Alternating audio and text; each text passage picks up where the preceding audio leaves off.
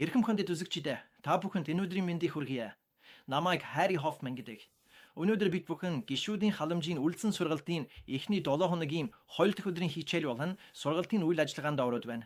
Та бүхэн саяхан гишүүний халамж гэж яг юу болох тухай танилцуулга видеог үзэж дуусгасан бөгөөд магадгүй та энэ савуу яагаад үр ашигтай байдал болон тогтвортой хугжилд ийм их анхаарал хандуулад байна вэ гэж өөрөөсөө өөрийн ярихгүй гайхан асууж байгаа бах.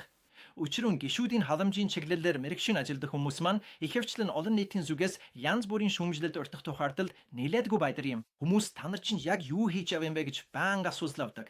Та нар мишнерүүдийг хит хамгаалж хүвэнд боогод тавьдсан мэт хэтэрхий мэдрэмжтэй ханддаг гэж шүүмжлэн хэлэх юм би. Зөвхөн сэтгэл хөдлөлд хэд их анхаарал хандуулдаг гэдэг. Харин соёл хоорондын ажил гэдэг нь ажлыг гүйцэтгэх, зорилготой байх, зорилготой хүрэх тухай асуудал юм.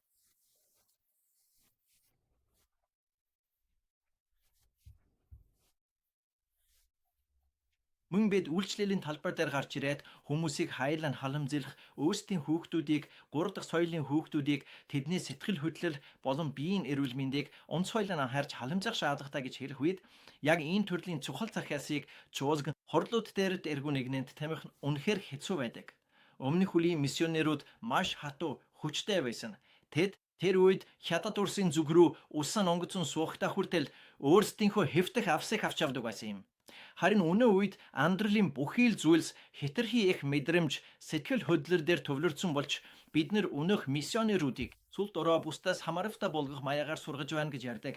Одоо шинэ нэлсэгчид агентлагуудаас танарт гишүүдийн халамжийн тогтолцоо үнийхээр бий юу гэж асуудаг. Тиймээс ирж буй шүүмжлэлүүдийг ухаанфансаж та өөрийнхөө хариултыг маш сайн бэлтгэх шаардлагатай байна.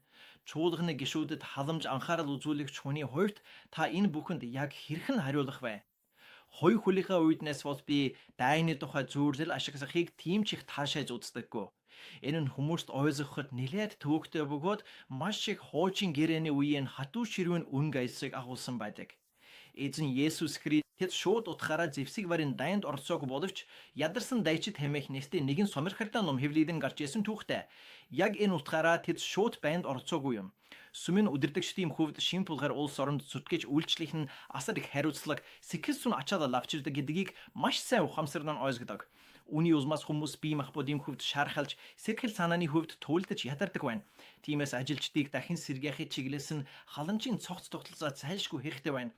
Бидний гол зорилго бол тэдгээр хүмүүсийг эргүүлэн сэргээж, ирж хүч явахын төлөө төвштэй ажиллах явдал юм.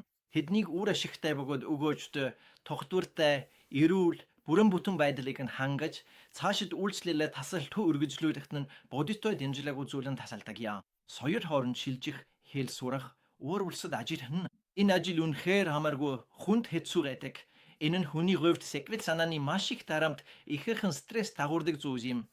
Зарим хүмүүс хүн амсуушаагүй дэд бүтэц муутай маш алсалагдсан хил хязгаарын бөглөө бүснүүдэгт ажилладаг. Тухайлбал Пакистаны хил, Хятад Пакистаны хилийн ойролцоо миний өөрийн биеэр очиж үзэж байсан нэгэн онцгой газрыг эргэн санахад тийшээ хүрэхэд 3 өдөр зарцуулсан. Тэнд ажиллаж байсан хүмүүсийг харахад тэд бол жинхэнэ бааtruуд. Би өөрөө ихэнхдээ том хотуудад байж тодорхой хэмжээний тав тух хэдэлдэг байсан. Харин зарим ажилчид үнэхээр хил хязгаарын бүс нутагт арслагдсан газруудад ажилладаг. Энэ нь миний сэтгэлийг их хөдөлгсөн. Дийшээ очиход 3 өдөр, харин буцаж явхад 3 өдөр шаардлагатай байсан. Тиймээс тэр хүмүүс бол жинхэнэ бааtruуд бөгөөд тэд бас ядран туйлдаг. Христийн биеийн хувьд экэр хүмүүсийг халамжлах хариуцлага бидэнд бий. Ганц бие хүмүүс, хас залуус, өнөр өтгөн гэр бүлүүд, бяцхан хүүхдүүд, базан бүхэл бүтэн баг хамт оламыг бүгдийг нь хамтдан хамруулдаг. Сэргэн засах халамж үйлчилгээний үйл ажиллагааны өндөр үр ашигтай байдал болон урт хугацааны тогтвортой хөгжлийг гол зорилгоо болгон ажилладаг байна. Энэ нь зүгээр сайхан мэдрэмж төрүүлэх эсвэл таныг хэд хамгаалан хүнд буух тухай биш юм. Таныг хэд хамгаалан хүнд буух тухай биш юм. Учир нь энэ бол би орчин үеийн даяарсан 21-р зууны нийгэмд тогтмол хийдэг зүйлүүдийг бид бүгд маш сайн мэднэ. Үгүй ээ, энэ бол зөвхөн нэг удаагийн үйлдэл биш, харин мэрэгжлийн төвшөнд гүйцэтгэх ёстой ажил үүрэг хариуцлагын тухай бөгөөд гадаадд ажиллаж амьдарч бизнес эрхлэгчдийн хүрээлэл болон олон улсын хамт олон үүнийг гүн гүнзгий ухамсарлан ойхдаг. Учир нь дэлхийн том корпорациуд акцийн хараатай маш тодорхой стратеги төлөвлөгөө болон зорилготойгоор өөрсдийн чадварлаг хүмүүсийг өөр улс орнд руу илгээдэг. Биднийг илгээдэг өгөөд үүнтэй адилхан байдлаар сүм болон миссионерийн хамт олон бид ч гэсэн тэгж ажилладаг. Хүмүүс амьдралдаа ядарч туйлдах, сэтгэл зүрхэндээ шарлах, итгэл найдвар нь алдарч сэтгэлээр унах, эсвэл итгэл нь суларч дуройдох, мөн амьдралын янз бүрийн хүн сорилт бэрхшээлтэд тулгарх үед тэдэнд заавал очих нэгэн эмнэлэг байх шаардлагатай байдаг. Хэрэгтэй болдог. Хятадаар хэлбэл замын хажууд хойдог жижиг клиник шиг газар. Тэнд хүмүүс сэргээгдэх, хэн нэгэнд сэтгэлээ нээж ярилцах, сонсох хүнтэй босах, магадгүй эмчилгээ авах, магадгүй амралт, сэргэлтийн хугацаа авах боломжтой байх ёстой. Ийм хүмүүс ийм тогтолцоо заавал хэрэгтэй.